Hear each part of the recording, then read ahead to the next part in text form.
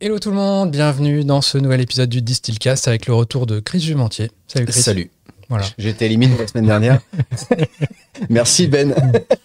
Merci Benjamin Missoff de Mescal Brothers d'avoir fait un petit intérim sur le craft washing. Allez checker ça si c'est pas déjà fait. Aujourd'hui, on va revenir plus au monde du bar, tiens. Et on va parler d'un article notamment qui a défrayé la chronique. Un article de David Wondrich pour Punch qui s'appelle Why is my drink so damn weird? Voilà, qui se traduirait par pourquoi mon verre est tellement so chelou. Voilà. Donc ça a été publié quand? Ça a été publié fin janvier sur Punch et puis il y a eu pas mal de réactions. Bon, on va revenir là-dessus. Peut-être juste deux petits points sur David Wondrich pour un peu contextualiser. Qui es-tu, David Wondrich? Donc David Wondrich, qui est un historien et écrivain américain spécialisé donc dans l'histoire des cocktails et de la mixologie et qui est reconnu notamment comme un des experts mondiaux pour ça. Il a écrit des bouquins que vous connaissez potentiellement, notamment Imbibe. Il a également écrit un autre truc qui s'appelle Punch. Bref, des livres qui font référence, voilà, qui datent de... Alors il me semble le premier, c'est 2007, le Imbibe, et le Punch, c'est 2010.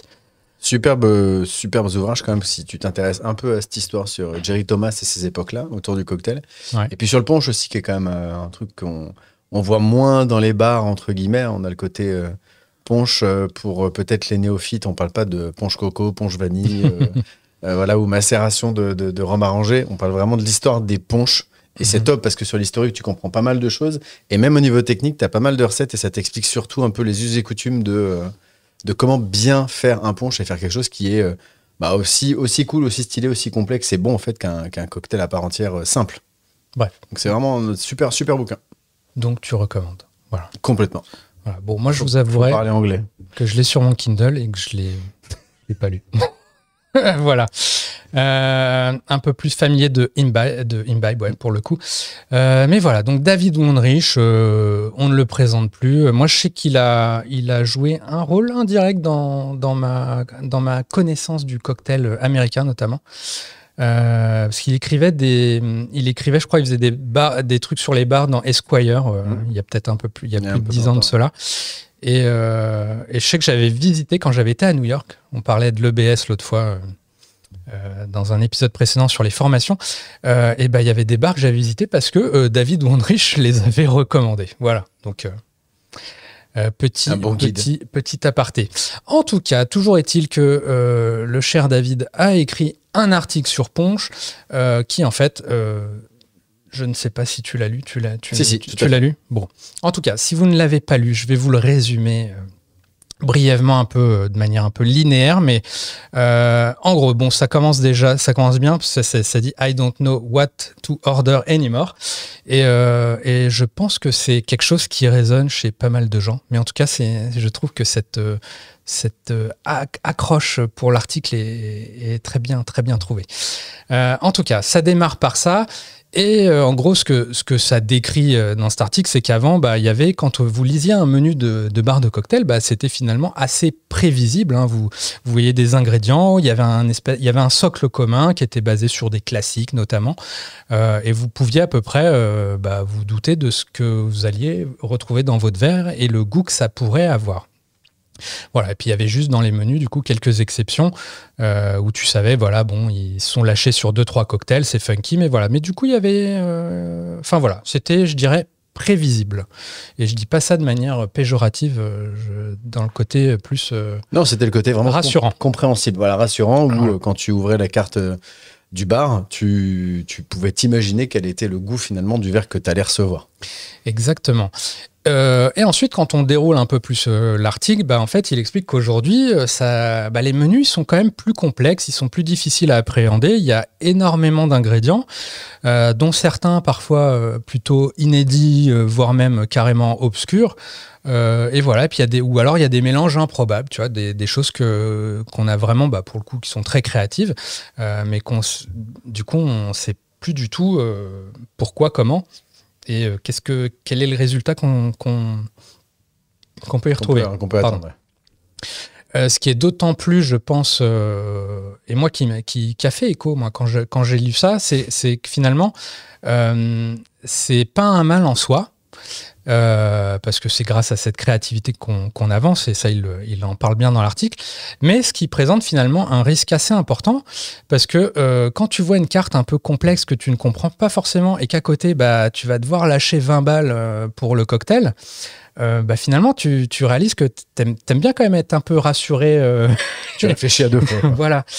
Et potentiellement, bah ouais, si tu prends un cocktail et que finalement ça ne matche pas vraiment avec tes goûts, bah t'es un peu deg si ça t'a coûté 20 balles. Disons que ça devient un peu du gambling, quoi. C'est un peu la roulette.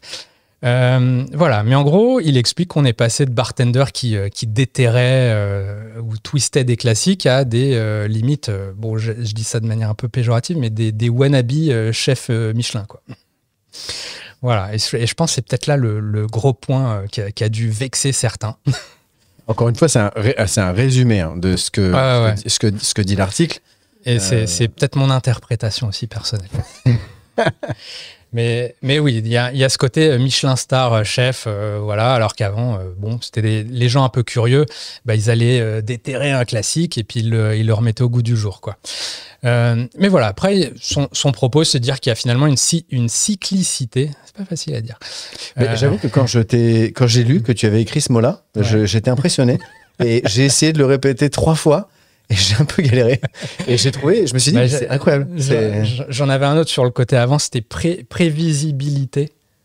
C'est dur à dire. Et tu peux réussir à dire les deux. J'ai eu beaucoup de mal à l'écrire aussi quand j'ai pris mes notes. Mais en tout cas, ce mot a du sens et je comprends dans le contexte, mais pas évident à dire. Cyclicité et prévisibilité. Voilà, donc en gros, de se dire que finalement, l'histoire du cocktail, bah, c'est aussi ça. C'est des phases d'accalmie, des phases de créativité monstre, puis un retour aux sources et puis ainsi de suite, quoi. Il explique même, il prend même des exemples de trucs qui nous passent totalement anodins aujourd'hui, comme le mint julep, où il explique que le mint julep... D'antan, ça pouvait être ultra compliqué avec plein d'ingrédients différents et avant que ça arrive à la recette toute bête qu'on connaît aujourd'hui avec du bourbon, du sirop, de la menthe et puis voilà, de la glace pilée. Ouais, je fais pas d'erreur, là. Je connais mes classiques. Non, on est pas mal. Mais voilà, c'était plus compliqué avant. Donc voilà, bon, il parle de cyclicité. Donc voilà, il y a toujours ce regard chez Wondrich sur l'histoire, quoi. Il fait appel à l'histoire et voilà. Donc il y a cette cyclicité, sauf que peut-être il note que début des années 2000 ou 2010, c'est comme si peut-être on avait atteint un espèce de plateau où en fait, à force de déterrer des choses, aller twister et tout. Peut-être qu'une nouvelle génération de bartenders, en fait, on se retrouve à twister des twists. Voilà. Donc, De toute façon, je pense que de manière générale, dans son approche et dans son analyse, entre guillemets, à date, entre l'histoire jusqu'à 2010, en tout cas, moi je le rejoins. C'est-à-dire qu'il y a vraiment effectivement ce côté, pour reprendre ton mot, cette cyclicité qu'il y a pu y avoir. On était sur des choses basiques et ensuite on a eu une phase de on twistait tout. C'était même avant 2010, hein. C'était davantage aux alentours des... Oui, là, je pense qu'on arrive au twist du twist. Ouais, c'est ça, le twist du twist, déjà en 2010, mais on avait de la créativité, mais on s'inspirait quand même de tous nos cocktails vraiment classiques, surclassiques, intemporels, etc. Et on y ajoutait, ou on commençait aussi à modifier les textures. Ouais. Ça commençait un petit peu, ça a été les prémices de la mixomoléculaire et de ça, genre de choses. On a commencé à bidouiller des choses autour du début 2000, 2005, 2007. Et après seulement, on a commencé à se pencher sur les ingrédients. Et là, on a retravaillé les ingrédients. Et puis c'est là qu'il y a eu les explosions des fameux produits maison. Et je pense que c'est ça, cette phase. Ça a été toute cette avancée jusqu'au classique, les twists de classique, les twists de classique. Et après, on a commencé à bidouiller les ingrédients de manière individuelle. Oui. Et c'est peut-être ça qu'il est en train... dans la suite de ce que tu as expliqué, où là on arrive dans le monde de s'aparter un petit peu en banane, entre guillemets, de ces mots. Donc il prend pour exemple le Dead Rabbit, donc, qui a été fondé, il me semble, qui fête ses 12 ans, il me semble, cette année. Donc voilà, donc il doit dater de 2013 et il note que le Dead Rabbit a commencé à mettre beaucoup d'ingrédients, à mélanger plein de spiritueux différents. C'est marrant parce que du coup, moi j'ai découvert le Dead Rabbit à l'époque et c'était trop cool. Et dans la foulée, à peu près, donc 2016, tu as le Dead Rabbit qui est numéro 1 au 50 Best. Et peut-être que de là, ça a peut-être déclenché quelque chose, une accélération, à faire comme tu le disais, des twists de twists, à faire des ingrédients maison à tout va. Pour rentrer dans ce genre de ranking, de toute façon, de bar, pour pouvoir te montrer, outre certains, on va pas revenir dessus, mais certains concours où il faut que tu t'inscrives toi, pour pouvoir te montrer que médiatiquement tu sois intéressant, il faut pas se leurrer, il faut proposer des choses qui n'existent pas à côté. Si tu ne dérives pas de classique, si tu ne fais pas de création, si tu n'as pas un côté wow effect ou un côté what the fuck, tu vois, what the fuck sur ta recette, c'est-à-dire, c'est qu'on va dire, mais par exemple, les choses où tu commences à avoir des réductions de feuilles, d'algues, de machins infusés avec de l'huile de jojoba, du Vercors, etc. Automatiquement, t'es moins sexy chocolat, donc forcément, tu vas pas tu te démarques pas facilement, entre guillemets, puisque c'est ce qui va ressortir de toi. Alors que si ça se trouve, tu as peut-être des cocktails super classiques, mais extrêmement bien réalisés. Par contre, tu as une expérience de service et une expérience sociale qui est totalement folle. Mais c'est pas ce qui est mis en avant en général. Un chef de cuisine, parce qu'on compare beaucoup à ça, on dit que la mixologie est au bar, ce que la gastronomie haut de gamme est à la cuisine. Un chef, il s'est pas fait connaître juste parce qu'il était cool et qu'il avait un joli sourire ou parce qu'il avait un méchant caractère. Gordon Ramsay s'est fait connaître parce qu'il gueulait à la télé. Non, j'exagère, mais c'était d'abord, avant tout, un mec qui savait cuisiner et que c'était par ce qu'il réalisait, en fait, qui s'est fait connaître. Marx, etc. et tous les grands chefs de cuisine aussi mondiaux, pas que français ou anglo-saxons. Donc, je pense que ça, c'est indispensable, effectivement, d'aller dans tous ces retranchements pour pouvoir s'exposer. Si, encore une fois, et tu vas y venir, ça dépend quel est ton objectif. Exactement. Mais voilà, bon, il décrit tout ça, il montre comment on est passé, je sais pas, trucs complexes, on est repassé, je sais pas, les Harvey Wallbanger, tu vois, des trucs trop comme ça, cool. Tout bête, hein, le cocktail qui justifie d'avoir une bouteille de Galliano. Ouais, mais qui montre que une vodka orange, ça peut être cool. Voilà. Mais voilà, après, il y a dans l'article, et c'est peut-être ça qui a tiqué chez des gens, c'est qu'il y avait un côté un peu où on sent David Wondrich peut-être un peu nostalgique finalement d'un temps où on n'avait pas besoin de centrifugeuses, de machin truc pour faire des trucs bien. Et finalement peut-être, alors c'est peut-être moi qui extrapole, mais comment cette quête d'awards, de reconnaissance fait qu'on pousse toujours, on accentue toujours le truc plus loin. Et voilà, et du coup, ça polarise le public, les gens s'y retrouvent plus forcément. Lui-même, visiblement, il s'y retrouve pas forcément. Et voilà. Ça sent l'expérience de trop, en fait, aussi. Ouais. Je pense que ce genre de prise de parole, avec des titres aussi flashy, ça sent l'expérience de trop, mais en tout cas, pour avoir eu la chance d'avoir quelques discussions avec lui, c'est quand même quelqu'un de très intelligent. Ouais. Donc, c'est aussi pour remettre un peu l'église au milieu du village, mais aussi pour susciter le débat. Donc, et ça a marché, d'ailleurs. Oui, clairement. Mais voilà, donc, cette dimension accélérationniste, je dirais, qui est un mot d'ailleurs, qui est un mot à la vogue avec l'IA. Combien de créations de mots ou de mise en avant de mots on va avoir sur cet épisode, Fred? On ne le tient plus. Voilà, retenez-les. Mais voilà, si moi j'extrapolais un peu, qu'est-ce que je me suis noté, c'est que finalement, il y a un développement de drinks. On arrive à un stade où les drinks sont tellement complexes que finalement, on est incapable de les reproduire ailleurs que dans les conditions du laboratoire du bar. Ce qui peut aussi poser la question par extension finalement de la pérennité d'un cocktail finalement, parce que finalement ça m'a poussé à, si j'extrapole un peu, à m'interroger, c'est quoi les classiques contemporains d'aujourd'hui? Est-ce qu'il y en a qui émergent ou pas? Est-ce que demain on aura un nouveau Pénicilline, un nouveau Cosmo, un nouveau, je sais pas, Naked and Famous? Faut que tu attendes 20 ans. Ou est-ce que qui sont des cocktails qu'on peut reproduire, quoi? Il n'y a pas besoin de centrifugeuse, de faire de la cryoconcentration ou je ne sais quoi, ou de rotavap pour ceux qui en sont équipés.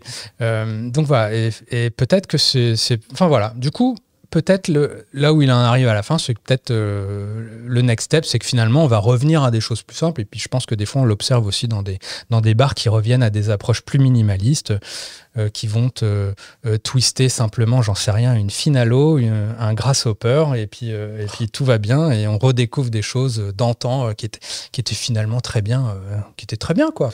Mais tu as certains bars d'ailleurs qui se sont amusés avec des cartes thématiques d'ailleurs autour de ça, à reprendre aussi. Hein, il y a un bar qui a œuvré sur Paris et qui a énormément fait de grasshopper la nuit dans son établissement.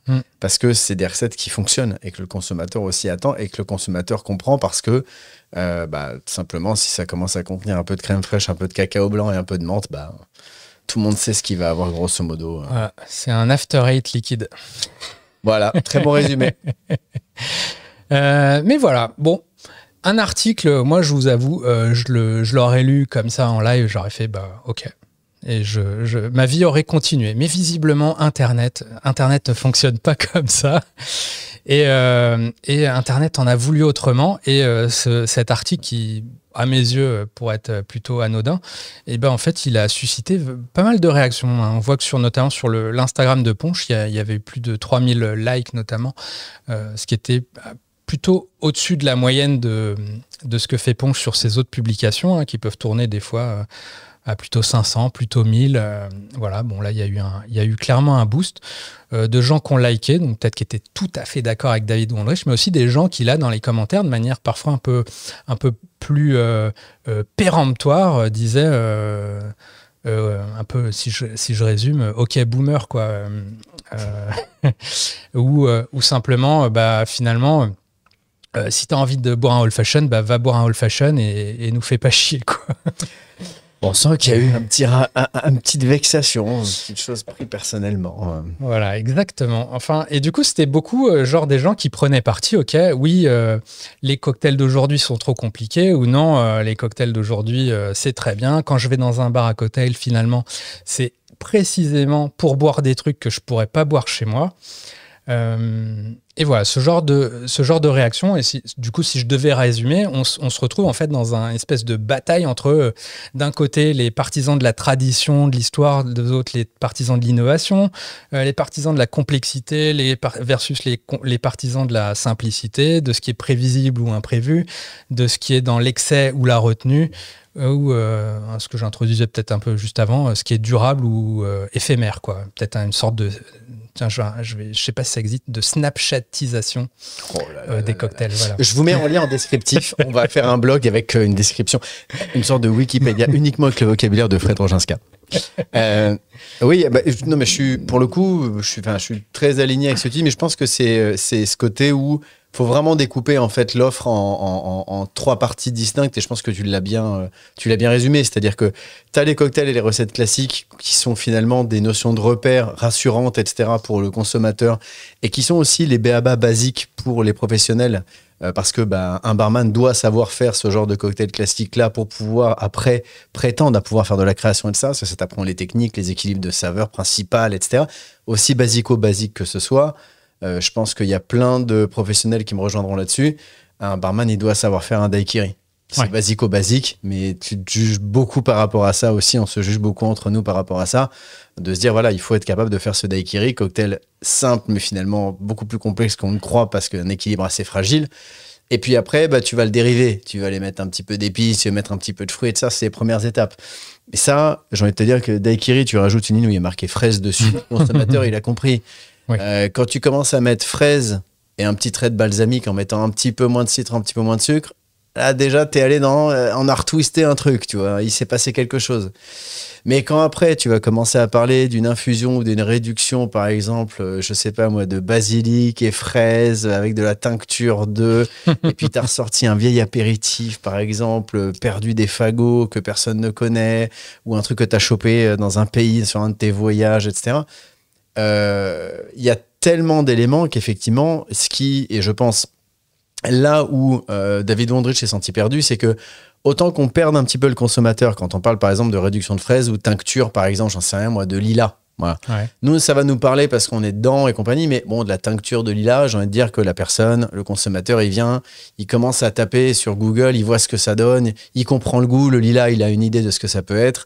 Donc là, il a son repère, il va savoir ce qu'il va boire. Mais c'est vrai que maintenant, dans certains établissements, et je dis bien dans certains, parce que je pense qu'au global, mondialement, ça doit représenter moins de 5% des bars. Faut pas se leurrer. Il y a effectivement, et j'en fais partie, ça m'arrive très souvent dans ces établissements d'ouvrir la carte et de la refermer parce que je n'ai aucune idée de quel peut être le résultat finalement du cocktail.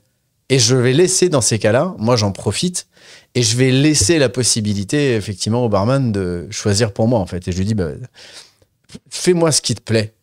Parce qu'en fait, je sais pas quoi prendre. J'ai aucune idée de ce que ça peut donner. Donc voilà, je suis peut-être dépassé aussi, et moi pour le coup peut-être boomer. Et pour le coup, même si techniquement j'ai compris ce qu'ils avaient plus ou moins fait, je n'ai pas d'idée de ce que le mélange va donner, donc je vais les laisser faire. Ouais, mais moi j'irais peut-être même plus loin là dans ce que tu décrivais. C'est des fois juste de réaliser que pour beaucoup de consos, en fait, ils sauraient même pas te dire c'est quoi la différence entre un whisky et un gin. Totalement. Alors, s'ils voient mezcal sur la carte, on est sur une autre planète déjà. Donc, aussi être capable d'avoir un peu, je sais pas, d'empathie. Oui. C'est pas exactement le mot que je cherche, mais c'est l'idée aussi de se mettre dans les yeux du consommateur et voir en fait est-ce qu'il comprend quoi. Mais voilà. Alors, où est-ce que ce que je veux en venir? Mais en tout cas, c'est qu'il y a une grande variété d'avis qui se sont exprimés sur le sujet, des fois de manière très vindicative, j'ai envie de dire.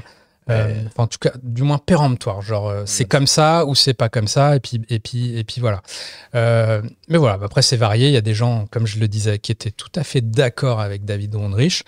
Et voilà. Mais en tout cas, en lisant tous les commentaires, alors il y a je le cite quand même, là, une des réactions qui a peut-être eu beaucoup de visibilité, c'est celle de Daniel Levski, donc connu sous le nom de Cocktailman sur Instagram, qui a carrément fait quelques slides pour dire en quoi David Wondrich a raison et en quoi il a pas raison et en quoi il a raison d'avoir tort. Et puis, enfin voilà, je vous laisse découvrir ça vous-même si ça vous intéresse. Non, c'est très pour le coup, son post est bien construit en plus. Ouais. Oui, il y a du boulot. Ça ne m'étonne pas qu'il fasse autant d'engagement, c'est toujours intéressant. Mais voilà. Mais en tout cas, moi, finalement, en explorant un peu tous ces commentaires, que ce soit sur son post ou l'original de Ponche, il y a quelque chose quand même qui m'a manqué et que j'aimerais introduire dans ce podcast pour qu'on soit tous un peu plus, enfin, qu'on ait un peu toutes les billes. Mais finalement, j'ai envie de dire tout ça, on s'en fout. Voilà.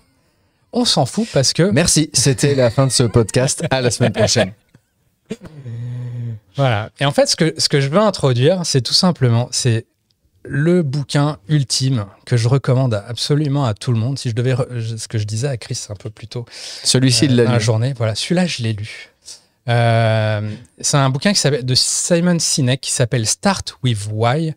Et en fait, je pense que c'est ce qui m'a manqué dans tous les commentaires, enfin l'essentiel des commentaires que j'ai pu voir, c'est ça.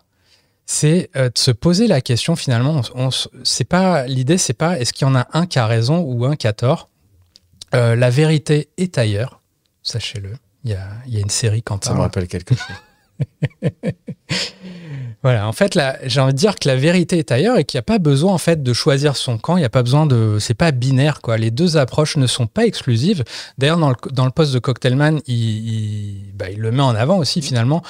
Si tu vas dans un top bar qui fait des trucs totalement dingues, a priori, si tu demandes un Manhattan, il devrait pouvoir te le sortir malgré que ce soit pas ce qu'ils mettent en avant sur leur menu. Donc finalement, on peut s'y retrouver. Si ça te plaît pas, aussi tu peux aller dans... Il y a en fait l'immense majorité, tu t'en parlais, des bars font autre chose. Voilà, tout simplement. Donc voilà, il n'y a pas besoin finalement de prendre position aussi fermement sur cette question. Oui, et puis bien se poser la question de pourquoi effectivement ils le font.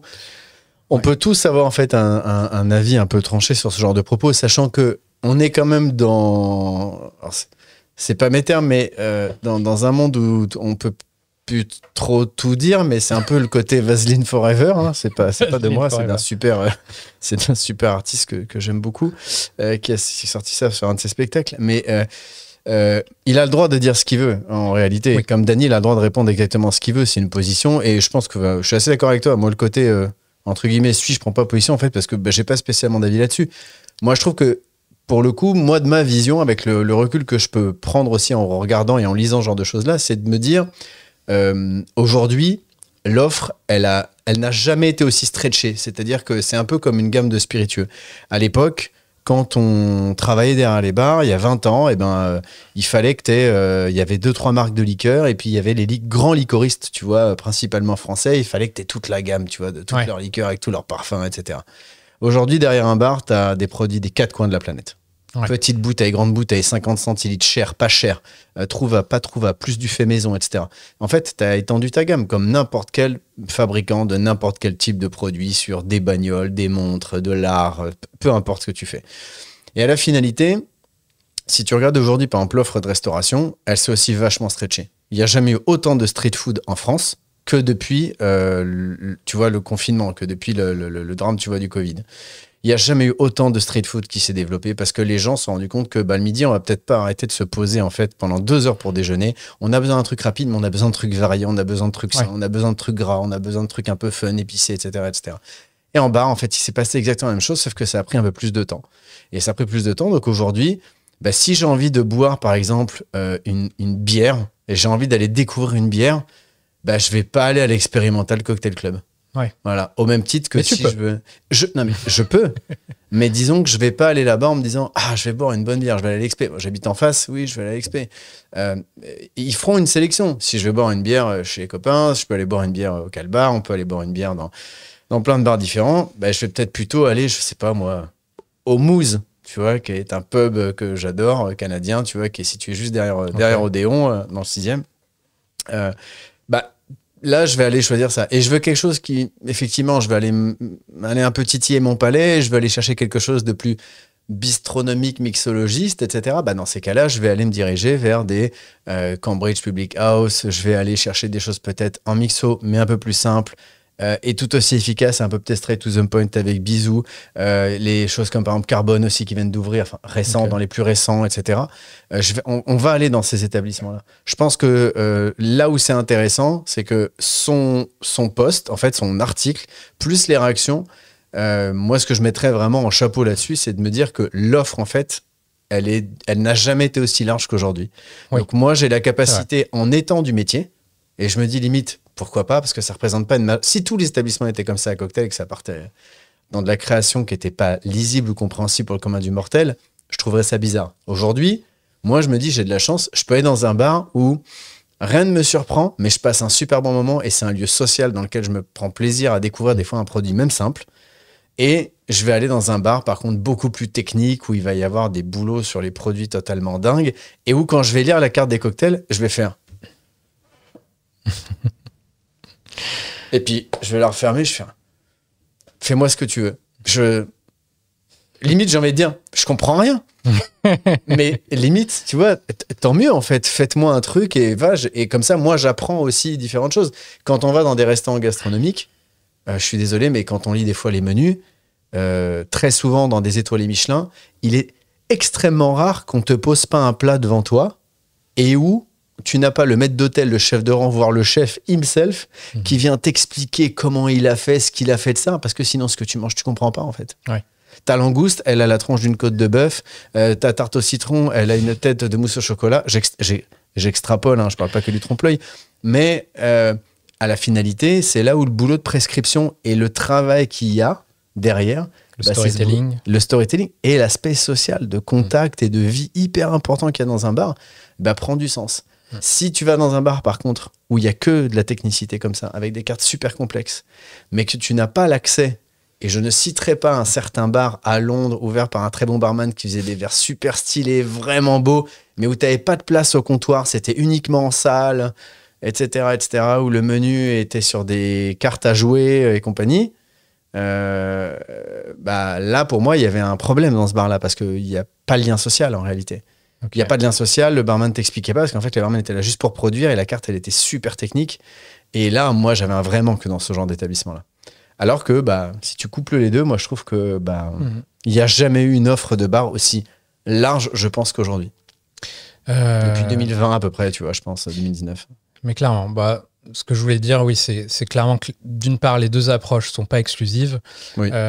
Qu'un bar expérimental est capable, normalement, de te servir un classique. S'il n'est pas capable, bon, il y a un problème quelque part. Fort heureusement, ça concerne finalement qu'une très large minorité d'établissements hein, qui sont très pointus. La grande majorité est tout à fait normale. Le fancy, c'est pas la norme. Et finalement, je m'étais noté Drink Masters, c'est pas la vraie vie. Voilà. Et pour autant, bah voilà, faut pas disqualifier l'avis de David Wondrich dans le sens où si lui l'exprime et malgré en plus ça, il a le nez dedans, quoi, il étudie ça, bah faut se dire que c'est peut-être aussi ce que vos clients y pensent. Hein, donc disqualifiez pas David Wondrich alors que vous êtes peut-être en train de vous tirer une balle dans le pied par rapport à votre propre clientèle. Et voilà. Alors, je vais rattraper un peu les wagons, mais je l'ai peut-être un peu introduit très vite, le bouquin, là, le Start with Why. Sur le Why. Mais voilà, là où je voulais en venir, finalement, c'est que la clé, c'est de revenir, c'est de prendre du recul, en fait. C'est pas de prendre position, c'est de prendre du recul, de revenir au basique et finalement de se poser la question, si vous avez un bar, bah c'est quoi le why de votre cocktail ? Pourquoi vous le faites ? Est-ce que vous cherchez... il y a une quête de goût, une quête d'expérience. Est-ce que c'est juste pour show off, faire un truc cool pour Instagram, pour faire un effet waouh? Est-ce que c'est juste pour désaltérer, hein? Ça peut être aussi ça. Est-ce que c'est pour gagner des médailles? Est-ce que c'est juste vous, à titre purement individuel, pour pas vous faire chier, parce que vous en avez ras-le-bol de servir des spritz toute la journée, et vous voulez un peu de paillettes, quoi. C'est un très bon argument, d'ailleurs. Tu vois ? Non, mais voilà, il peut y avoir plein de why, en fait, finalement. Bah, selon celui que vous avez défini, bah, vous y répondez comme vous voulez, quoi. Et finalement, c'est tout ce qui compte. Au-delà, vous pouvez vous demander aussi le why de votre bar. Pourquoi vous avez fait un bar ? Vous avez fait un bar pour que vos clients ils aient mal à la tête avant même d'avoir bu la moindre goutte d'alcool, juste en lisant le menu, ils ont le mal à la tête, ou est-ce que c'est pour qu'ils passent un bon moment, tu vois, genre, je m'étais noté, et l'hospitality dans tout ça, quoi. Mais voilà. Donc voilà, c'est cette quête de why, et j'ai une super citation, alors qu'on attribue à... J'ai pris plein de notes hein, sur ce truc. Hein. J'ai bossé. Grosse pré-prod. J'ai une super citation alors qu'on attribue à Picasso, mais je suis même pas sûr que ce soit de lui, qui est « Learn the rules like a pro, so you can break them like an artist ». Voilà, et c'est un peu ce que tu t'évoquais peut-être avec le daiquiri tout à l'heure. Avant même de penser à faire le twist du daiquiri, bah, des fois, il faut juste apprendre à maîtriser le daiquiri tout court, quoi, et après, vous vous prendrez pour des artistes. Hein. Bah, voilà, en réalité, ça dépend aussi des écoles, ça dépend de ton équipe, ça dépend d'où tu te situes, ça dépend de la curiosité de tes clients. Ton prix de vente aussi, accessoirement, parce que quand tu montes dans ces complexités-là, t'es loin d'un prix de revient à 1,50 €. C'est vrai qu'il y a ça, il y a le côté est-ce que le client en a pour son argent ? Exactement. Et puis, est-ce que le bar a vraiment les moyens aussi de faire ça ? Est-ce que ça correspond au 20-80 de ce que tu vas vendre, etc. Enfin, il y a des vraies questions à se poser. Et je pense que le fameux why, pourquoi, il est important. Et je ne sais pas si c'est exponentiel ou inversement proportionnel, mais plus tu montes en technicité, encore en France aujourd'hui, plus tu te dois d'aller accentuer la partie hospitalité et pédagogie. Ouais. Apprendre et... J'aime pas le mot... J'ai jamais aimé, même avec mes postes dans des grosses boîtes en advocacy ou autre, j'ai jamais aimé le mot éducation. Moi, le mot éducation, j'ai l'impression de vivre des mauvaises années quand j'étais jeune avec mes parents où c'était l'éducation, etc. Un truc un peu à la dure. Non. Ouais, c'est la pédagogie, mais c'est surtout le partage de connaissances. Storytelling. Mais oui, non, même pas du storytelling, parce que c'est pas le côté un peu trop bullshit que tu peux raconter, c'est faut apprendre au client notre spécialité. C'est juste ça. Ou lui faire partager la sensibilité qu'on peut avoir. Quoi. Exactement. C'est-à-dire être capable de se dire, OK, vous voyez le cocktail, par exemple, j'en sais un, tu vois un truc hyper perché sur un menu, bah, c'est à nous de le désacraliser. C'est par exemple... Tu pourrais avoir, ça me ferait marrer de voir un truc super complexe et par contre, tu as un petit descriptif à la fin où il est marqué, bah en vrai, c'est comme un daiquiri, mais en vachement plus cool. Parce que du coup, la personne qui lit ça, il se dit, bah, c'est un daiquiri, mais plus cool, je vais le tester. C'est vrai. Tu vois, j'ai jamais vu ça sur une carte de bar avec des cocktails complexes où, par exemple, ça, c'est une pina, mais vachement moins relou, tu vois. Ou c'est, je sais pas moi, ça, c'est comme une pina, sauf qu'elle est acide. Ça pourrait être drôle, justement, d'aller chercher cette espèce d'antinomie pour que, bah, du coup, la complexité devienne simple, tu vois. C'est la fameuse simplexité. C'est pas de moi, ça, mais... Moi aussi, j'apprends des mots. Mais c'est ça. La complexité, c'est Quel tout partage. Ouais, c'est tout un concept. On en reparlera dans un prochain épisode de ce super professionnel qui a écrit un livre là-dessus. D'accord. Ouais, il s'appelle Simplicity of Martini. Okay. Non, ne digressons pas. Mais super intéressant.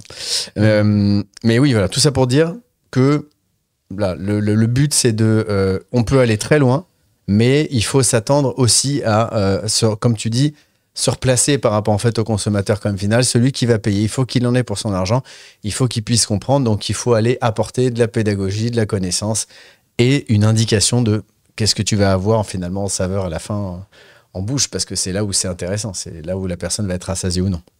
Exactement. Je m'étais noté, notamment aussi peut-être pour prendre un peu de recul et se poser cette question du pourquoi, c'est des fois c'est juste, c'est pas parce que vous pouvez faire quelque chose qu'il faut le faire. Voilà, déjà de manière tout à fait simple. Hein. On peut mettre, je sais pas, on peut mettre du foie gras dans un cocktail peut-être. Ouais. Mais ou pas. Mais peut-être qu'il faut pas le faire. Voilà, des fois c'est aussi de se dire un truc tout bête. Pourquoi recréer des ingrédients que vous pouvez trouver très facilement, de très bonne facture, très bien fait, moins cher, dans des solutions commerciales. Ensuite, quand vous posez la question du pourquoi vous faites comme ci ou comme ça, c'est simplement de savoir distinguer en fait qu'est-ce qui va être une innovation fancy, j'ai envie de dire, un peu quand on met plein les yeux, versus une innovation qui est tout simplement utile. Je veux dire, quand on innove, on a fait le podcast avec Kevin, quand on innove en faisant du pré-batch, ça a une fonction, ça peut avoir une vraie fonction au-delà de juste c'est une innovation en pré-batch, j'en sais rien, où on peut faire des techniques plus sophistiquées en amont. Quand on utilise, je sais pas, un rotavap, une centrifugeuse, j'ai noté quoi, quand on utilise de l'aquafaba plutôt que du blanc d'œuf, c'est pourquoi vous innovez dans ce sens-là. Plus que typiquement l'aquafaba, tu mets pas de l'aquafaba juste pour dire j'ai fait de l'aquafaba, je suis quelqu'un différent parce que je mets pas du blanc d'œuf. Non, c'est parce que t'as peut-être une démarche végane ou juste différente quoi. Tu kiffes le houmous. Voilà, peut-être. Et voilà, t'as du rap d'aquafaba qui traîne. Circuit fermé, pas de gâchis. C'était le postulat de Joseph au Mabel. Il utilisait l'aquafaba parce qu'il adorait le houmous. Ouais, je me souviens. C'est vrai. Et que du coup, il avait plein de boîtes et plutôt que de les jeter, bah voilà. Ouais, mais il a raison. C'est le genre d'innovation qui a une vraie fonction à tous les niveaux, quoi.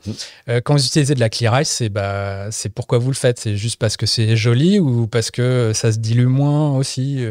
Voilà, quand vous faites de l'upcycling, je m'étais noté ça, vous le faites parce que c'est cool, parce que ça peut être bon aussi, parce que il y a plein de bonnes raisons de le faire. Voilà, il n'y a pas juste parce que ça en jette quoi. Il y en a d'autres qui ont de la démarche d'éliminer les garniches aussi. Je m'étais noté. Mais voilà. Et aussi des fois de se poser la question. Finalement, vous faites plein de trucs, vous développez plein de choses, et des fois le conso il peut se dire tout ça pour ça. C'est vrai que le côté... Alors, mais tout ça pour ça, je l'ai beaucoup quand on me sert des cocktails sans garniture, même la moindre décoration. J'aime bien le côté minimaliste quand c'est une thématique, par exemple. C'est un établissement qui est très ça s'appelle minimaliste, ok. Mais un cocktail sans... C'est ça qui... Sur une Moi, j'aime bien. J'aimais bien ce parti pris de Mr. Lion à l'époque, il y a 10 ans. Même ça, même petit garniture. Ouais. Pour que tu vois sur ta table... On sait que tu bois un cocktail. Tu vois, il y a ce côté-là aussi. Je sais que le client, les consommateurs, ils aiment bien savoir aussi cette vision de je bois un cocktail, tu vois. C'est vrai. Je veux le même que la table d'à côté. Celui-ci, tiens, très très bon truc. Mais ça en fait partie. Quand tu es dans un restaurant et que tu sais pas quoi prendre à manger, le premier réflexe que tu as, c'est tu tournes la tête ou tu vois un des chefs de rang qui passe avec un plat comme ça, tu fais hop, c'est le tartare, ça? Voilà. Parce que tu te dis, tiens, c'est hyper intéressant. L'assiette, elle est jolie, elle est belle, le cocktail qui flambe, etc. Excusez-moi, mais Tout le monde a envie de prendre un petit cocktail flambé dans ce bar à cocktail exotique. C'est le mec qui n'a pas envie de citer le nom des bars. Au Dirty Dick, à un moment donné, quand tu balances de la cannelle sur un demi-fruit de la passion qui contient un quart de sucre flambé à l'absinthe et que ça fout des flammes et le bordel de partout, bah, tout le monde a envie de prendre ça, en fait. C'est vrai. Bah oui, tout le monde a envie de le prendre, les zombies, les trucs comme ça. Tu as envie de les prendre parce que c'est spectaculaire, parce que c'est beau. Donc, moi, le côté no garnish, quand c'est une thématique et que c'est à la maison chez moi, ou que par exemple c'est la thématique de l'établissement, à fond les ballons et je suis à 200% pour. C'est pour faire une garniche de merde qui a aucun sens, ou clairement une garniche moche, ou une garniche qui a pas de lien, autant le foutre à la poubelle. Il y avait eu un trend sur les garniches de Bloody Mary où c'était toujours plus. Ah oui, oui, oui. Et tu te retrouvais limite avec un demi-poulet en garniche sur le truc. C'est un parti pris. C'était, à la base, c'était juste une feuille de céleri, de céleri là. Cerise à la rigueur. Et ça virait des crevettes, un demi-poulet. Et pourquoi pas. Ça, c'était pour les trucs brunch. C'était encore un mouvement américain ou un truc comme ça. Donc voilà. Donc je t'ai posé la question du pourquoi et par extension, et tu l'as introduit aussi un peu avant, c'est donc il y a votre why à vous, quel est-il, pourquoi vous faites ce que vous faites et pourquoi vous le faites comme vous le faites, etc. Mais aussi, de l'autre côté, pourquoi les gens viennent dans votre établissement. Est-ce que c'est effectivement pour voir des trucs qui flambent dans tous les côtés, pour goûter des trucs qu'ils ne comprennent pas, juste c'est leur kiff, ou est-ce que c'est juste ils veulent passer un beau moment avec des potes, en fait ils en ont rien à faire, est-ce que c'est une pinte et un shot de Fernet, ou est-ce que c'est le truc le plus sophistiqué du Paradiso ou je sais pas quoi. Voilà, c'est aussi ça. C'est quoi le why de votre client? Est-ce qu'il a juste, il a passé une sale journée, il veut passer un beau moment, ou est-ce que il est plus en mode, il a envie de découvrir ou même d'apprendre des choses, ou peut-être certains ont envie de se sentir con en comprenant pas. Et voilà. Et là où je voulais en venir finalement, une fois qu'on a dressé tout ça, c'est que quand on est clair sur ce why, que ce soit le vôtre ou celui de vos clients, tout découle de soi. Et en fait, la vraie question, le vrai truc, c'est ce qu'on appelle l'alignement. Dans quelle mesure votre why est aligné avec le why de votre client? Si les deux sont alignés, vous avez gagné. Et s'il n'y a pas d'alignement, typiquement, si Dave Wondrich va dans un cocktail et il ne comprend pas votre menu, et puis il y a un désalignement, et c'est bénéfique ni pour vous, ni pour lui. Donc voilà, c'était un peu ça. La finalité, c'est l'alignement. Dans quelle mesure, quoi que vous fassiez, quel que soit votre parti pris, à quel moment c'est aligné avec le consommateur que vous ciblez, si on parle de manière un peu purement marketing, quoi. Mais c'est même pire, c'est même au-delà du côté marketing, c'est commercialement. Parce que on monte ces établissements, c'est pour faire de l'argent, hein, c'est du business à part entière. Hein, et puis, je viens d'avoir, par exemple, le cas dans un établissement. On a réalisé le menu de la saison précédente. Il faisait quasiment que des classiques, très peu de création. Et on a demandé un extrait. C'est-à-dire qu'au bout d'un an, on demande un extrait pour voir à peu près les ventes. Et comme c'est un établissement dans une zone portuaire, petit village, très très charmant, truc très protégé, joli, avec très belle clientèle, pas mal de fric, etc. Et puis aussi une clientèle de jeunes, c'est assez éclectique et c'est assez large en termes de tranche d'âge, parce que c'est un établissement qui ouvre tôt le matin et qui finit tard le soir. Eh bien, on se rend très vite compte que malgré les cocktails très simples qu'on a mis en place, qui sont des créations et pas forcément des twists de classiques, même si ça l'est, on s'est rendu compte que même en faisant ça, et s'il y avait que 3 ingrédients à chaque fois, voire 4 au grand max, eh ben on était déjà trop loin et qu'il fallait qu'on redescende encore d'un cran en termes de créativité, parce que quand tu demandes les extraits, tu te rends compte que ce qui sort le plus, c'est des cocktails classiques. Ouais. Alors qu'on ne les a même pas mis sur carte. Ils sont juste notés en bas de page. Les cocktails classiques sont disponibles sur demande. Donc, on sait que, par exemple, au niveau des noms, ça marche, ça les fait tous marrer. Mais au niveau des ingrédients, bien que super simples, on est allé, malgré tout, encore une fois, peut-être trop loin, même si à notre échelle, ça nous paraît peu. On est allé trop loin. Donc, il faut qu'on resimplifie encore la carte et qu'on aille chercher des recettes où on reprend vraiment des bases de classiques et qu'on les twiste simplement avec peut-être un truc très original. Okay, ouais. Et on va refaire un bilan dans 6 mois, tu vois, après la saison d'été. On refera un bilan pour voir, tu vois, début septembre, en disant, OK, là, je crois qu'on a réussi à trouver. Et pourtant, on avait fait simple au départ. Et ben, on n'a pas fait assez simple. Ouais. Donc, c'est aussi étape par étape. Donc, ça rejoint ce que tu disais, de se dire, OK, pourquoi je le fais pour dynamiser mon offre, pour vendre plus de cocktails. Mais en même temps, est-ce que c'est vraiment ce que les gens cherchent les gens qui viennent, ouais. Exactement. Est-ce qu'ils sont prêts à payer pour? Voilà, c'est dans quelle mesure, bah oui. Est-ce qu'ils sont prêts? Est-ce que c'est Moi, je sais qu'il y a, worth paying for? Il y a des bars où je vais moins, ou parce qu'à un moment, t'as le sentiment d'être dans une prise de risque. Et à un moment, à moins d'être Elon Musk, l'exemple de merde. C'est parfait. Ouais. On parlera des pailles aussi juste après cette décision. On va lancer un petit débat à la fin si vous voulez. Non mais en gros, je pense qu'à une époque à 12-13 balles, le côté gamble ne me gênait pas.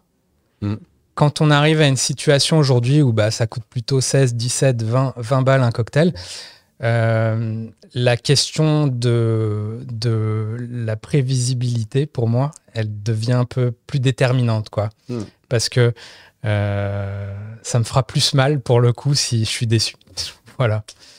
Et ce qui peut être un frein, et finalement, où effectivement, tu te dis, bon, finalement, je vais juste prendre un Manhattan, parce que le Manhattan, c'est pour moi la quintessence du cocktail. Et au moins, a priori...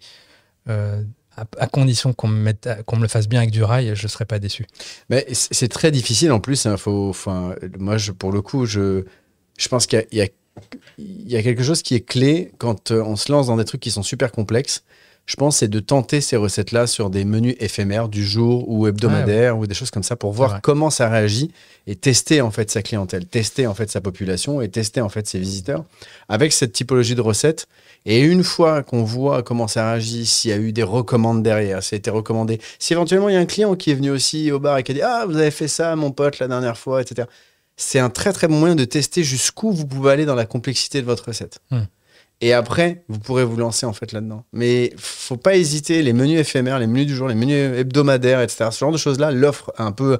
Même vous avez créé votre nouvelle carte, vous la samplez le soir et vous la faites goûter à vos consommateurs. Et vous en pensez quoi de ce cocktail-là? Vous en pensez quoi de ce cocktail-là?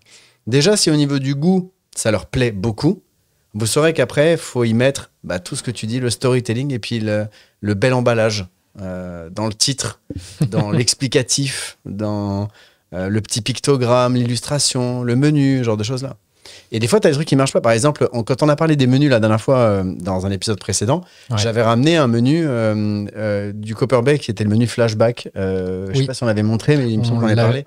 On ne l'avait pas montré, non. Voilà, super travail avec un menu autour justement de ce côté très Miami Vice, Neon Tide, dans tous les sens, etc. Et oui, il reprenait tous ces cocktails ultra classiques aussi, les typologies Harvey Wallbanger, etc., qui twistaient un peu. Et tu discutes avec l'équipe, ils disent c'est un des menus qu'on a préféré, nous, qu'on a adoré, etc. Et c'est le menu qui a le moins marché. Ah oui. Pourtant, on a tous trouvé que le menu était fou, etc. Est-ce que c'était par rapport au support? Est-ce que c'était par rapport, j'en sais rien, la mise en page? Aucune idée. Et pourtant, nous, on a adoré ce menu-là. Et ils en sont pas à leur coup d'essai. Enfin, je veux dire, c'est des équilibristes dans les menus. Ils recherchent une créativité dingue. Mais effectivement, il y a des fois où on se dit, tiens, c'est pas que ça n'a pas marché, mais c'est que c'est peut-être celui dans les dernières années qui a le moins fonctionné. Et pourtant, pour moi, ça paraissait être le plus compréhensible. Ce qui montrait que les gens allaient chercher autre chose que ça. Ouais. C'est toute cette question d'alignement. Ça me fait penser à un autre exemple. Là, je vais faire un peu de promo sur la dernière interview que Thibaut a fait là, pour Bar News, où en fait, c'est Bar Trench, donc à Tokyo. Et en fait, il y a un petit passage qui parle de leur cocktail signature qui s'appelle le Trench 75, qui est un twist de French 75. et où le bartender explique que c'est un peu malgré lui que c'est devenu un classique. C'était un truc qui était destiné à être juste sur un menu, mais qui finalement, des années plus tard, est toujours là parce que les clients le demandent. Les clients, ça leur parle. Visiblement, c'est un cocktail qui est facile à comprendre pour les gens qui le voient sur la carte. Et finalement, un peu malgré lui, parce que il le dit, c'est pas forcément c'est pas son préféré, c'est pas celui qu'il aurait gardé. Mais malgré lui, il est là et puis voilà. À un moment, il faut être faut être pragmatique. Et puis voilà. Et puis évidemment, quand un bar dure autant d'années et est reconnu mondialement, faut prendre exemple aussi. Voilà. Et là, la recette, c'était quoi du coup? Parce que je l'ai pas lu ça. Alors, la recette, on l'a. Tac. Donc, le Trench 75. Alors, putain, il faut que je mette mes lunettes, mais c'est Nikka Coffee Gin, Lemon, Honey and Sparkling Saké. En fait, voilà, c'est un French 75, mais avec du saké pétillant notamment. Ah oui, d'accord, ok, voilà. Et c'était ça, ok. Voilà, puis il y a un peu de miel aussi. Donc là, on revient sur le côté origine, très localisé du coup. Ouais. Donc voilà. Donc, style, cool. Des fois, les choses s'imposent à vous, quoi, tout simplement. Et puis, faut. Évidemment, si c'est chiant à faire comme cocktail, c'est dommage. Mais bon, après, c'est toujours votre question d'alignement. Est-ce que votre but, c'est d'avoir un business pérenne et qui marche, ou est-ce que c'est juste de vous faire kiffer pendant 6 mois d'ouverture, quoi? J'aime beaucoup le je ne sais poire. Je ne sais poire. Je ne sais poire. Voilà. J'ai le sentiment qu'on a fait un large tour. J'espère qu'on vous a éclairé sur l'article de David Wondrich, qu'on vous a peut-être donné, et je l'espère, une autre perspective. Ben, n'hésite pas à nous envoyer un petit vocal pour nous donner ton avis sur le sujet. Exactement. Mais ouais, non, c'est intéressant. N'hésitez pas à nous laisser votre avis là-dessus. Hein. Les débats sont super ouverts. S'il faut qu'on rouvre la table sur ce genre de choses-là ou donner des exemples.